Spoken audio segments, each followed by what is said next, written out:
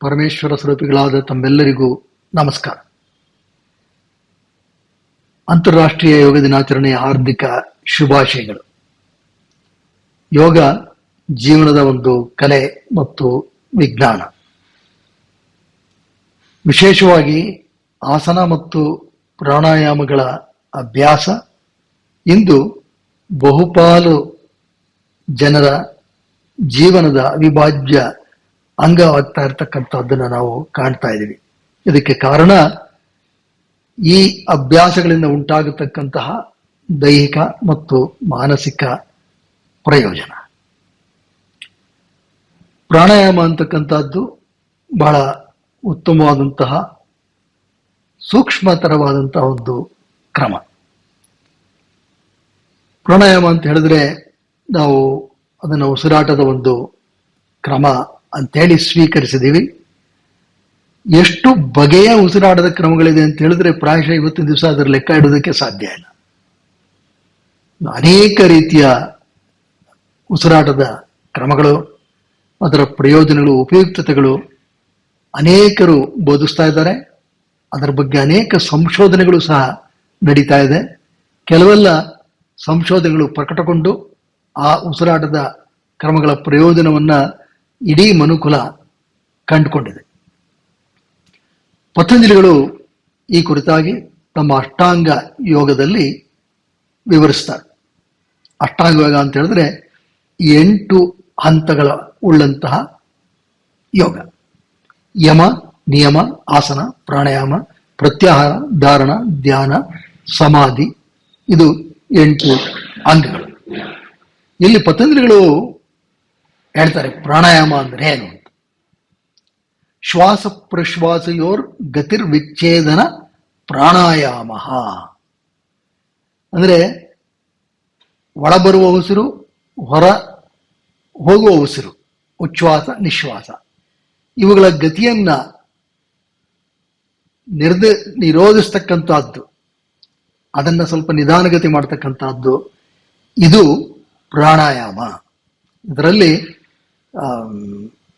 ವಿಶೇಷವಾಗಿ ನಾವು ಸ್ವಾಭಾವಿಕವಾಗಿ ಉಸಿರಾಡತಕ್ಕಂಥದ್ದು ನಿಮಿಷಕ್ಕೆ ಸುಮಾರು 14ರಿಂದ 15 ಬಾರಿ ಇರುತ್ತೆ. ಅದನ್ನು ನಿಧಾನಗತಿಯಲ್ಲಿ ಮಾಡಬೇಕು. ಇದು ಮೊದಲನೇ ಹಂತ. ಈ ಕುರಿತಾಗಿ ಅನೇಕ ಸಂಶೋಧನೆಗಳು ನಡೆದಿದೆ.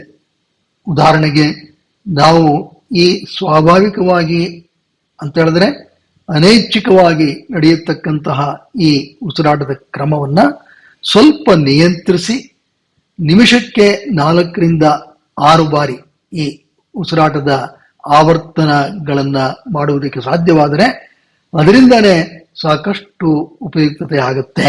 ವಿಶೇಷವಾಗಿ ನಮ್ಮ ಅನುದ್ವೇಗಕರ ನರಮಂಡಲದ ವ್ಯವಸ್ಥೆ ಉದ್ದೀಪನಗೊಂಡು ಮನಸ್ಸು ಉತ್ತಮ ಶಾಂತತೆಯನ್ನ ಪಡ್ಕೊಳ್ಳುತ್ತೆ ಅಂತಕ್ಕಂಥದ್ದನ್ನ ಸಂಶೋಧನೆಗಳು ಈಗಾಗಲೇ ನಿರ್ಧರಿಸಿದೆ.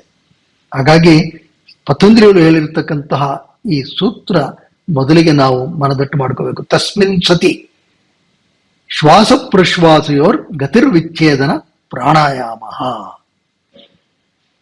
ತಸ್ಮಿನ್ ಸತಿ ಅಂತ ಹೇಳಿದ್ರೆ ಆಸನದ ಅಭ್ಯಾಸದಲ್ಲಿ ಪರಿಣಿತಿಯನ್ನ ಸ್ವಲ್ಪ ಮಟ್ಟಿಗೆ ಪಡೆದುಕೊಂಡ ನಂತರ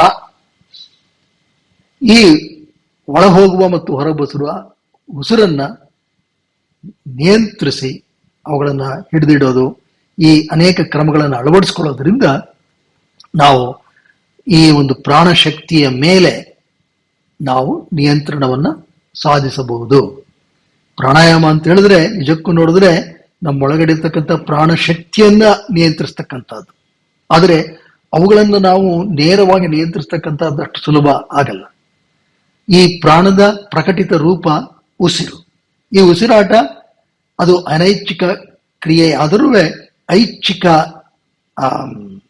ನಿಯಂತ್ರಣಕ್ಕೆ ಸಿಲುಕುವಂತಹದ್ದು ಆಗಿದೆ. ಆ ಕಾರಣದಿಂದಾಗಿ ಪ್ರಾಣಾಯಾಮ ಅಂತ ಹೇಳಿದ್ರೆ ನಾವು ಉಸಿರಾಟ ಅಂತಲೇ ಭಾವಿಸ್ತೀವಿ. ಅದರಿಂದ ಸಾಕಷ್ಟು ಪ್ರಯೋಜನವೂ ಇರತಕ್ಕಂತಹದ್ದು ನಿಜ. ಪತಂಜಲಿಗಳು ಮುಂದುವರೆದು ಈ ಪ್ರಾಣಾಯಾಮದ ಮತ್ತಷ್ಟು ಸೂಕ್ಷ್ಮತೆಗಳನ್ನು ತಿಳಿಸ್ತಾರೆ. ಬಾಹ್ಯಾಭ್ಯಾಂತರ ಸ್ತಂಭ ವೃತ್ತಿ ದೇಶ ಕಾಲ ಸಂಖ್ಯಾಭಿ ಪರಿದೃಷ್ಟೋ ದೀರ್ಘ ಸೂಕ್ಷ್ಮ ಅಂತ ಹೇಳಿದ್ರೆ ಉಸಿರು ಒಳಗೆ ಹೋಗ್ತಕ್ಕಂಥದ್ದು, ಹೊರಗೆ ಬರತಕ್ಕಂಥದ್ದು, ಮತ್ತೆ ಹಿಡಿದಿಡ್ತಕ್ಕಂಥದ್ದು. ಒಳಗೆ ಹೋದ ಮೇಲೆ ಹಿಡಿದಿಡ್ತಕ್ಕಂಥದ್ದು ಅಂತರ್ಕುಂಭಕ, ಹೊರಗೆ ಬಂದ ನಂತರ ಅದನ್ನ ನಿರೋಧಿಸ್ತಕ್ಕಂಥದ್ದು ಅಥವಾ ಹಿಡಿದಿಡ್ತಕ್ಕಂಥದ್ದು ಬಾಹ್ಯ ಕುಂಭಕ. ಇವುಗಳದು ಸಾಕಷ್ಟು ಪ್ರಯೋಜನ ಇದೆ. ಇದನ್ನು ಸಹ ನಾವು ಅಳವಡಿಸ್ಕೋಬೇಕು. ಇದರಲ್ಲಿ ದೇಶ, ಕಾಲ, ಸಂಖ್ಯಾ ಮೂರನ್ನು ಬಳಸ್ಕೋಬೇಕು ಅಂತ. ದೇಶ ಅಂತ ಹೇಳಿದ್ರೆ ನಾವು ಈ ಉಸಿರಾಟವನ್ನು ಮಾಡಬೇಕಾದ್ರೆ ನಾವು ನಮ್ಮ ದೇಹದಲ್ಲಿ ಯಾವುದಾದ್ರೂ ಒಂದು ನಿರ್ದಿಷ್ಟ ದೇಶ ಅಂದ್ರೆ ಒಂದು ಸ್ಥಳ, ಉದಾಹರಣೆಗೆ ಉದರಪೂರ್ವಕವಾಗಿ ಉಸಿರಾಟವನ್ನು ಮಾಡೋದು ಅಂತ ಹೇಳ್ತೀವಿ, ಅಬ್ಡಾಮಿನಲ್ ಬ್ರೀದಿಂಗ್. ಅದನ್ನ ವೈಜ್ಞಾನಿಕವಾಗಿ ಸಾಕಷ್ಟು ದೃಢೀಕರಿಸಿದ್ದಾರೆ. ಮತ್ತೆ ಚೆಸ್ಟ್ ಓರಿಯೆಂಟೆಡ್ ಬ್ರೀದಿಂಗ್. ಈ ರೀತಿಯಾಗಿ ಒಂದೊಂದು ದೇಶಕ್ಕೆ ಅಂತ ಹೇಳಿದ್ರೆ ಒಂದೊಂದು ಅಂಗಕ್ಕೆ ನಾವು ಗಮನವನ್ನು ಕೊಟ್ಟು ಮಾಡಬಹುದು. ಅಥವಾ ಅದರ ಇನ್ನ ಸೂಕ್ಷ್ಮತೆಗಳನ್ನು ಬಳಸ್ಕೋಬಹುದು. ಸೂಕ್ಷ್ಮ ಅಂತದಕ್ಕೆ ಬಳಸೋದು.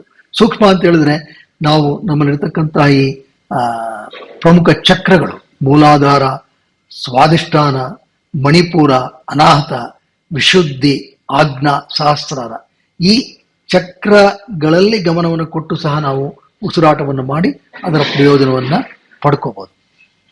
ಮತ್ತೆ ಕಾಲ, ಕಾಲ ಅಂತ ಹೇಳಿದ್ರೆ ಆಗಲೇ ತಿಳಿಸಿದಾಗೇನೆ ನಾವು ನಿಮಿಷಕ್ಕೆ ಸ್ವಾಭಾವಿಕವಾಗಿ ಉಸಿರಾಡತಕ್ಕಂತಹ ಸಂಖ್ಯೆ ಒಂದು 14ರಿಂದ 15 ಇರುತ್ತೆ. ಅದನ್ನು ಎಷ್ಟು ಕಮ್ಮಿ ಮಾಡ್ಲಿಕ್ಕೆ ಸಾಧ್ಯ, ಇದು ಮೊದಲನೇ ಪ್ರಶ್ನೆ. ಅದರಿಂದ ಒಂದು 6 ಅಥವಾ ಇನ್ನ ಕಮ್ಮಿ ಮಾಡ್ಲಿಕ್ಕೆ ಸಾಧ್ಯವ? ಸಂಪೂರ್ಣವಾಗಿ ಪರಿಣಿತಿಯನ್ನು ಪಡ್ಕೊಂಡ್ರೆ ನಿಮಿಷಕ್ಕೆ ಒಂದು ಉಸಿರು ಆಟವನ್ನ ಮಾಡ್ಲಿಕ್ಕೂ ಸಾಧ್ಯ ಇದೆ. ಅದರಿಂದ ಸಾಕಷ್ಟು ಪ್ರಯೋಜನಗಳಿದೆ. ಆದರೆ ಒಂದು 6 ಆವರ್ತನಗಳನ್ನು ನಿಮಿಷಕ್ಕೆ ಮಾಡೋದ್ರಿಂದ ಅದು ಪ್ರತಿಯೊಬ್ಬರು ಮಾಡಬಹುದು ಸ್ವಲ್ಪ ಅಭ್ಯಾಸದಿಂದ. ಅದರಿಂದ ಮಹತ್ತರವಾದಂಥ ಪ್ರಯೋಜನ ಇದೆ ಅಂತಕ್ಕಂಥದ್ದನ್ನ ಅನೇಕ ವೈಜ್ಞಾನಿಕ ಸಂಶೋಧನೆಗಳು ದೃಢೀಕರಿಸಿದೆ. ಹಾಗಾಗಿ ಉಸಿರಾಟವನ್ನು ದೀರ್ಘ ಮಾಡಬೇಕು. ವಿಶೇಷವಾಗಿ ಉಸಿರು ಬಿಡುವುದು, ಅದು ಉಸಿರನ್ನು ತೆಗೆದುಕೊಳ್ಳುವುದಕ್ಕಿಂತ ದೀರ್ಘ ಇದ್ದರೆ ಅದು ಉತ್ತಮ. ಮತ್ತೆ ಸೂಕ್ಷ್ಮ ಅಂತ ಹೇಳ್ತಾರೆ. ಇದು ಹಾಗೇನೆ ತಿಳಿಸಿದಾಗೇನೆ ಈ ಕೆಲವು ಸೂಕ್ಷ್ಮ ಸ್ಥಾನಗಳಾದಂಥ ಚಕ್ರಗಳತ್ತ ನಾವು ಗಮನ ಕೊಟ್ಟು ಈ ಪ್ರಾಣಾಯಾಮವನ್ನು ಅಳವಡಿಸಿಕೊಂಡಿದ್ದೆ ಆದರೆ ಅದು ಸಾಕಷ್ಟು ಪ್ರಯೋಜನಕಾರಿಯಾಗುತ್ತೆ. ಹಾಗಾಗಿ ದೇಶ, ಕಾಲ, ಸಂಖ್ಯೆ. ಸಂಖ್ಯೆ ಅಂತ ಹೇಳಿದ್ರೆ ಈ ರೀತಿ ಎಷ್ಟು ಆವರ್ತನಗಳನ್ನ ಮಾಡ್ತೀವಿ, ಹೆಚ್ಚು ಆವರ್ತನಗಳನ್ನ ಮಾಡಿದಷ್ಟು ಮನಸ್ಸು ಅಷ್ಟು ಪ್ರಶಾಂತವಾಗುತ್ತೆ. ಅದಕ್ಕೆ ಆ ಏಕಾಗ್ರತೆಯ ಸಿದ್ಧತೆ ಅಷ್ಟು ಮನಸ್ಸಿಗೆ ಲಭ್ಯವಾಗುತ್ತೆ. ಹಾಗಾಗಿ ಇದನ್ನು ನಾವು ಗಮನಿಸಬೇಕು. ಮುಂದುವರೆದು ಪತಂಜಲಿಗಳು ಹೇಳ್ತಾರೆ, ಬಾಹ್ಯಾಭ್ಯಂತರ ವಿಷಯಾಕ್ಷೇಪಿ ಚತುರ್ಥ ಅಂತ ಹೇಳಿದ್ರೆ ಇದು ಕೇವಲ ಒಳಬರುವ ಹೊರಬರುವುದಷ್ಟಕ್ಕೆ ಸೀಮಿತವಲ್ಲ. ಚತುರ್ಥ, 4ನೇದೊಂದು ವಿಧ ಇದೆ ಅಂತ ಹೇಳ್ತಾರೆ. ಈ 4ನೇದು ಏನಪ್ಪಾ ಅಂತ ಹೇಳಿದ್ರೆ ಇಲ್ಲಿ ಸ್ವಲ್ಪ ಸೂಕ್ಷ್ಮವಾಗಿ ನಾವು ಯೋಚನೆ ಮಾಡಬೇಕು. ನಮ್ಮಲ್ಲಿ ಅಂತರ್ಗತವಾಗಿ ಒಂದು ಪ್ರಾಣ ಇದೆ. ಪ್ರಾಣ ಅಂತ ಹೇಳಿದ್ರೆ ಕೇವಲ ಉಸಿರು ಅಷ್ಟೇ ಅಲ್ಲ, ಉಸಿರ ಒಂದು ಅಂಗ. ಈ ಪ್ರಾಣ ಅಂತಕ್ಕಂಥದ್ದು ನಮ್ಮಲ್ಲಿ ಪಂಚ ಪ್ರಾಣಗಳು, ಪಂಚ ಉಪಪ್ರಾಣಗಳಿದೆ. ಪ್ರಾಣ, ಅಪಾನ, ವ್ಯಾನ, ಸಮಾನ, ಉದಾನ, ಇದು ಪಂಚ ಪ್ರಾಣಗಳು. ನಾಗ, ಕೂರ್ಮ, ಕೃಕರ, ದೇವದತ್ತ, ಧನಂಜಯ, ಇದು ಪಂಚ ಉಪಪ್ರಾಣಗಳು. ಇವುಗಳಿಗೆ ನಿರ್ದಿಷ್ಟವಾದಂಥ ಕಾರ್ಯಕ್ಷೇತ್ರಗಳು ಇದೆ. ಇವುಗಳನ್ನು ಸಹ ನಾವು ನಿಯಂತ್ರಿಸಿ ನಿರ್ದೇಶಿಸೋದಕ್ಕೆ ಸಾಧ್ಯ ಇದೆ. ಅದನ್ನೇ ಪತಂಜಲಿಗಳು ಹೇಳ್ತಕ್ಕಂಥದ್ದು ಇದು ಒಂದು ಚತುರ್ಥ ಪ್ರಾಣಾಯಾಮ. ಇದಕ್ಕೆ ಸಾಕಷ್ಟು ಪರಿಣಿತಿ ಬೇಕು. ಇದನ್ನ ನೀನು ಅಳವಡಿಸ್ಕೋ ಅಂತಕ್ಕಂಥದ್ದು ಪತಂಜಲಿಗಳ ಇಂಗಿತ. ಮತ್ತೆ ಇದರ ಮಾಡೋದ್ರಿಂದ ಏನು ಉಪಯುಕ್ತತೆ ಅದನ್ನು ಪತಂಜಲಿಗಳು ಸ್ಪಷ್ಟವಾಗಿ ತಿಳಿಸ್ತಾರೆ. ತತಕ್ಷೀಯತೆ ಪ್ರಕಾಶ ಆವರಣಂ ಅಂತ ಹೇಳಿದ್ರೆ ಈ ಒಂದು ನಮ್ಮ ಒಳಗಡೆ ಇರತಕ್ಕಂತಹ ಸತ್ವದ ಬೆಳಕಿಗೆ ಇರತಕ್ಕಂತಹ ಕತ್ತಲು ಅದು ನೀಗುತ್ತೆ. ಕಾರಣ ಮನಸ್ಸಿಗೂ ಉಸಿರಾಟಕ್ಕೂ ನಿಕಟವಾದಂತಹ ಸಂಬಂಧ ಇದೆ. ಉಸಿರಾಟ ಸಾವಧಾನವಾಗಿ ನಿಧಾನವಾಗಿ ನಡೀಲಿಕ್ಕೆ ಸಾಧ್ಯವಾದರೆ ಮನಸ್ಸು ಸಹ ಸಾವಧಾನವಾಗಿ ನಿಧಾನವಾಗಿ ಇರುತ್ತೆ.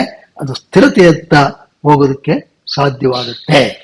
ಮತ್ತೆ ಧಾರಣಾಸುಚ ಯೋಗ್ಯತಾ ಮನಸಃ ಏನಾಗಬೇಕು? ಮುಂದಿನ ಹಂತ ಧಾರಣ, ಕಾನ್ಸಂಟ್ರೇಷನ್. ಅದಕ್ಕೆ ಬೇಕಾಗಿರ್ತಕ್ಕಂಥ ಯೋಗ್ಯತೆಯನ್ನ ಪ್ರಾಣಾಯಾಮದಿಂದ ಪಡೆದುಕೊಳ್ಳಲಿಕ್ಕೆ ಸಾಧ್ಯ.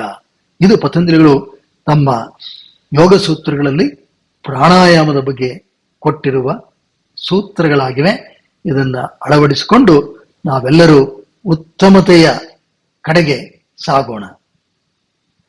ನಮಸ್ತೆ.